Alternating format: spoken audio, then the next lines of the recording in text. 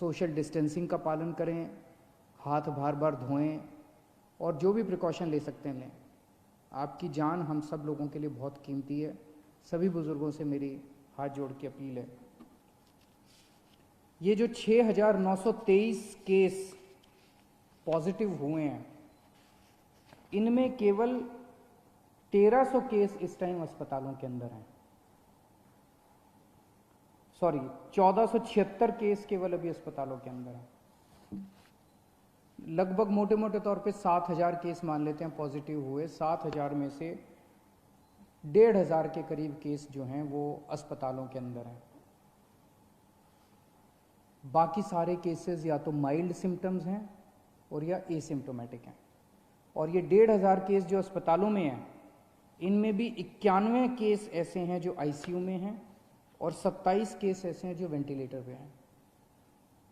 In fact जो serious case हैं, एक एक केस पे मैं रोज़ नज़र रखता हूँ, रोज़ उनका पता करता हूँ कि क्या उनको कैसे बचाया जाए। किसी को मरने नहीं देना, अपने को कोशिश ये करनी है कि सब लोग सही सलामत जिंदा ठीक होकर अपने घर लौटें।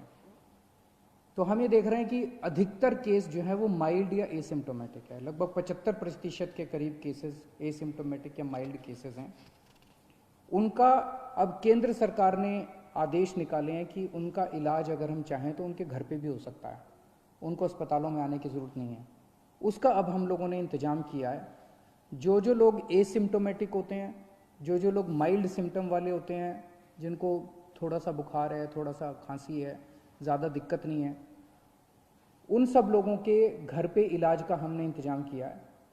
हमारी टीम उनके घर पे जाती है, उनके पूरे परिवार को बिठा के सब समझाती है कि आपको कैसे करना है। देख के आती है उनके घर पे पहले कि क्या उनके घर में एक अलग कमरा है, क्या उनके घर में एक अलग टॉयलेट है, क्या उनको अलग से घर के अंदर सोशल आइसोलेशन किया जा सकता है।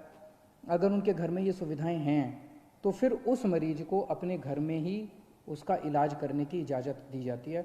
इसमें इलाज तो है ही नहीं कोरोना में, तो वो अपने घर में ही आइसोलेट हो जाते हैं।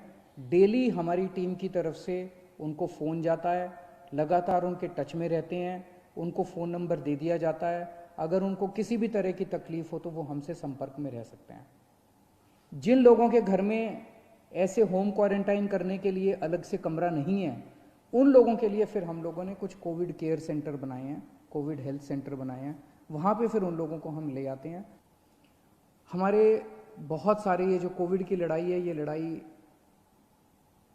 हमारे डॉक्टर्स लड़ रहे हैं, हमारे नर्सेज लड़ रहे हैं, पुलिस के लोग लड़ रहे हैं, सिविल डिफेंस वॉलंटियर्स लड़ रहे हैं, हमारे बहुत सारे टीचर्स हैं जो लगे हुए हैं, हमारे बहुत सारे आंगनवाड़ी वाले, आशा वर्कर्स हैं, बहुत सारे और बहुत सारे लोग हैं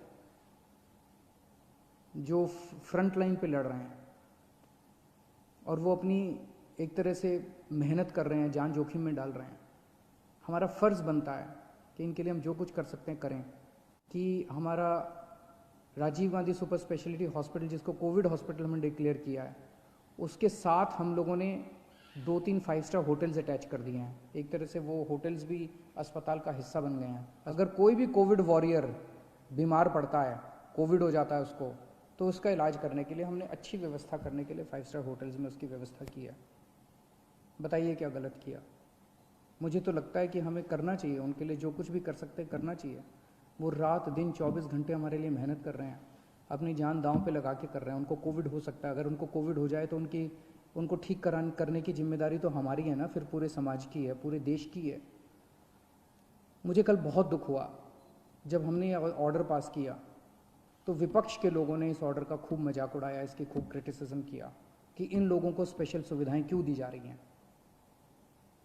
मैं आपसे पूछना चाहता हूं कि क्या हमारी कोविड से हमारी रक्षा करने वाले कोविड वॉरियर्स को स्पेशल सुविधाएं मिलनी चाहिए कि नहीं मिलनी चाहिए? बिल्कुल मिलनी चाहिए। क्या तकलीफ है अगर 1, 2, 3, 5, 10 करोड़ रुपए खर्च हो गए इन लोगों को बचाने के लिए? इसमें क्या गलत है?